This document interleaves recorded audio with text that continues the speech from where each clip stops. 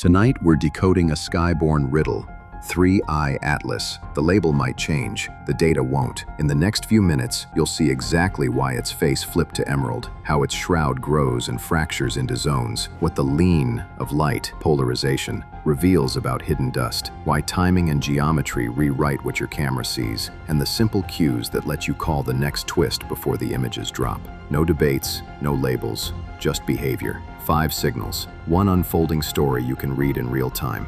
In July 2025, the envelope, the ghostly cloud around it, swelled fast. Think breath on a cold morning. Sunlight hits, buried ices vaporize, gas drags dust outward. Same image scale, bigger cloud on July 19th, 22, 24, 30, August 12th, and 21. You may have seen half the sun's size. Big, yes, known near the sun. The real clue wasn't size, it was texture. Shells, fans, bright arcs. That's the signature of multiple vents switching on as the body rotates, painting the halo with zones and seams that don't smear away. Then a quiet, powerful tell. Polarization. Light can lean, dust tilts it. If scattered light leans along the sun object observer plane, it's negative. Across that plane, it's positive. The usual rhythm from well-studied visitors. Small negative dip at low phase angles, flip to positive near 20 degrees, then a steady rise toward a broad maximum. 3-eye atlas nudged that rhythm. Around 7 degrees phase, a measurement near -2.7%, deeper than the familiar approximately -1.5% dip, and a likely flip to positive around approximately 17 degrees, earlier than approximately 20 degrees. Small shifts, big clue. Dust that isn't average, plus geometry that makes differences loud. Set that beside Hale-Bopp, deep negative branch, and Borisov, flip near 20 to 21 degrees.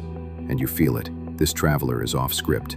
Zoom in and the maps get richer. The center sits near 0%, no strong lean. Around it, values swing from roughly -6% to +5%, with crisp borders where the sign flips. Those borders are like fault lines, zones cut by vents and shaped by rotation. You don't need plasma jargon to get the point. This is an architectural drawing of a living system. The halo isn't a blur, it's a city of neighborhoods. Then September 7th delivered the image that made everyone pause. During a lunar eclipse, Namibia photos caught 3-eye atlas with a bright green head. Why green? Some molecules act like neon signs in sunlight. The classic is C2, diatomic carbon, glowing near 518 nanometers. Oxygen can glow green at 557.7 nanometers when sunlight splits water. Earlier in July-August, observers hinted at low green makers, yet September turned emerald. What changed? Heat dug deeper, new cracks opened, fresh vents faced daylight, and the gas recipe shifted. Yesterday's low became today's loud. There's a paradox worth savoring. The body overall looks dark red, common for distant weathered surfaces, yet the inner gas glows emerald. Not a contradiction. 2 layers of the same story. Surface dust paints the warm brushstrokes. Fresh gas writes sharp green lines where it escapes. Dust is the mirror, gas is the neon. The balance between them is the color you see.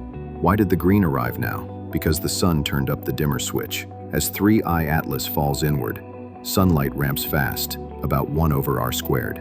More light means more heat at the surface, more ice turning to gas, more ultraviolet to crack molecules. Some ices, CO, CO2, wake farther out.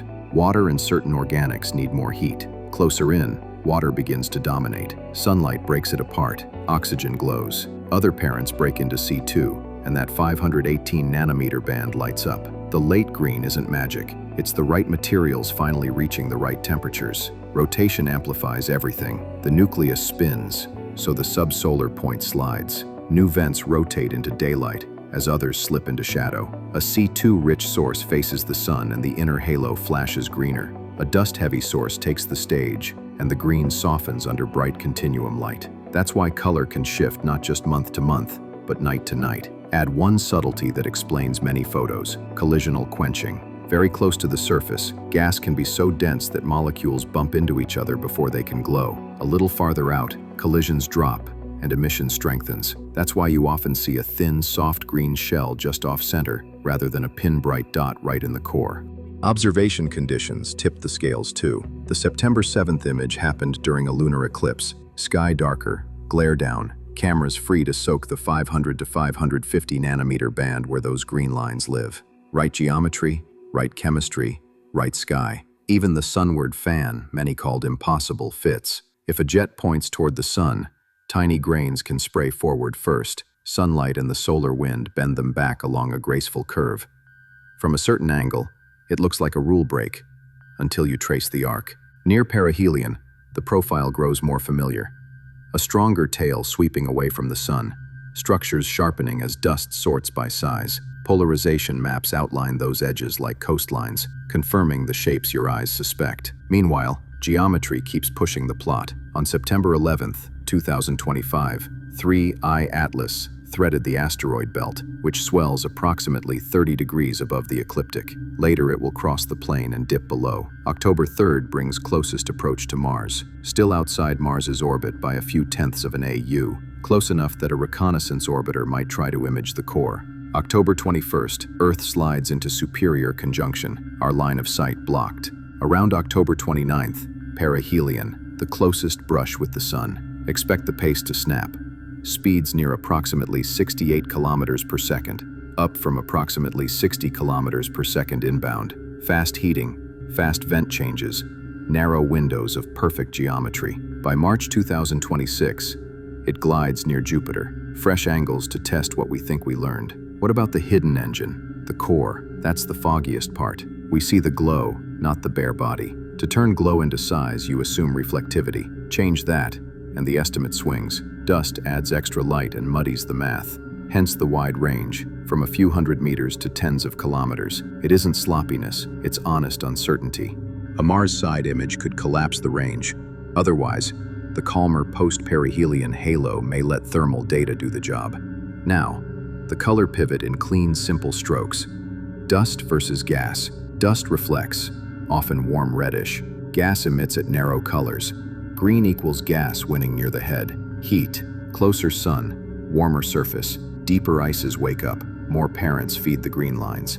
Vents plus rotation, new sources rotate into daylight. The gas recipe shifts frame by frame. Photochemistry, sunlight cracks parents. Fragments like C2 glow green. Split water freeze green emitting oxygen. Balance. When gas overtakes dust near the head, emerald takes the stage. After a dusty outburst, green can soften, then punch back as gas regains the lead. Quenching shell. Emission often peaks in a thin halo just off-center where collisions have dropped. Observing boost. The eclipse lowered sky glow, letting cameras catch the 500 to 550 nanometer band cleanly. Want to call the next color move before images drop? Watch these cues. Inner head's brightness and hue. Brighter plus greener equals gas rising, more C2 and water split. Brighter plus less green equals likely dust outburst. Production hints. Rising water strengthens oxygen's green. Rising C2 makes 518 nanometers pop. Minus polarization sign. A quick swing from negative to positive with changing phase angle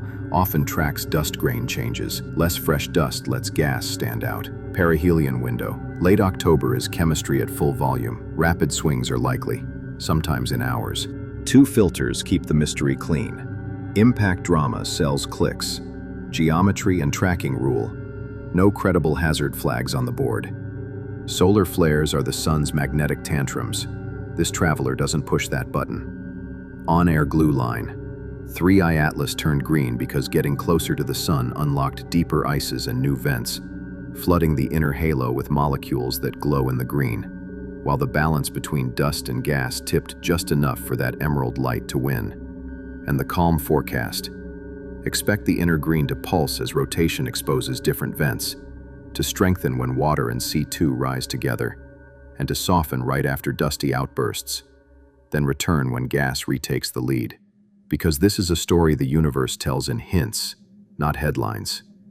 A deeper dip in a number, a color that comes on late, a fan that points wrong before curving like a smile. Those aren't distractions, they're the plot. Read them, and 3I Atlas stops being a blur with a nickname and becomes what it is, a living, changing message in light.